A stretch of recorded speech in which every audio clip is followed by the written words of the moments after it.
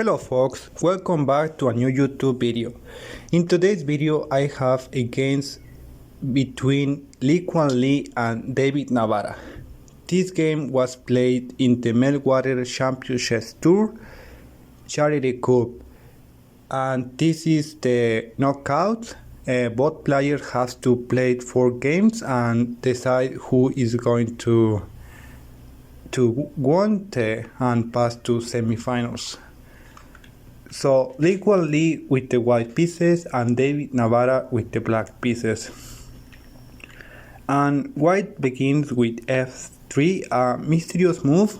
When players play moves like knight f3, it's very difficult for players to know which opening the player is going to play. And black decides to go to d5, a very solid move, and prepare for any class of opening. So white continues with d4, and all these moves are standard. Now white goes for the opening, queen's gambit, and black chooses the queen's gambit decline.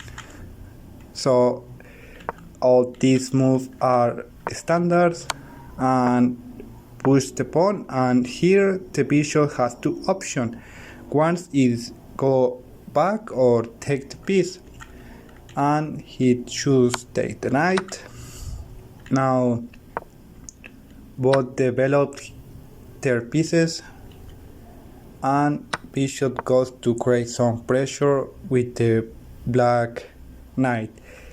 When the bishop is attacking a piece which is pinned, he normally keep the pressure. So in this case he does, and this is a very principal move. When you are attacking a piece, it is very important to keep the pressure the longer possible. So black puts his king in safety, and now white is preparing the move of the bishop and preparing the castle in the next move. So rook center itself, laser beams the white king. So queen retreats because was misplayed on a4, and at any moment the black knight could move and creating a nasty attack. So now the bishop retreats, and knight goes to attack. In this moment, the knight is not threatening attack the black bishop, the bishop of dark squares, because it will open the line for the rook, and now the black king is not especially safety. So knight retreats because the knight is better trade knight by knight, because the bishop of dark square is doing a very good job. So the bishop goes to defend the knight, and he does, and now plant a very aggressive attack. He's attacking the queen, and now the pawn on g2, which is preventing the develop of the bishop of light squares. So queen retreats, and now we have a inaccuracy. This consists because at any moment the pawn on h2 can push 2 squares at the same time, and the job of the queen is protect the pawn on g5 across the black squares. So he does, and now the only option for white is push the pawn, and this will means that the pawn is still more weak. So white pushes the pawn on h5 to fix the weaknesses of the black pieces. So king goes to h7, preparing a and a square for the rook that at any moment can slide towards defending the pawn on g4. So rook goes to h4, preparing an attack to the weak pawn. So rook goes to defend. Now there are a lot of pressure on the pawn on g4, and now the bishop increases still more that, and this leaves the defense on the pawn on g2. And how we can see the bishop tries to defend the pawn on g4. Apparently for black, the pawn on g4 was more important than the pawn on g2. So white decided to create a slight attack on the queen side across the pawn on c4. This causes the knight goes to b5, but it would be better to place the knight on c7 and defend the pawn on d5 at the same time. And we have a pair of trades. Now queen has to move, and this leaves. Now the queen is not defending the pawn on g4 any longer, and this pawn can fall at any moment. But white decides to create an attack on c1 because the pawn on c7 was hanging. So we can see here it would be better to take the pawn on c7 because and keeping the pressure on g4.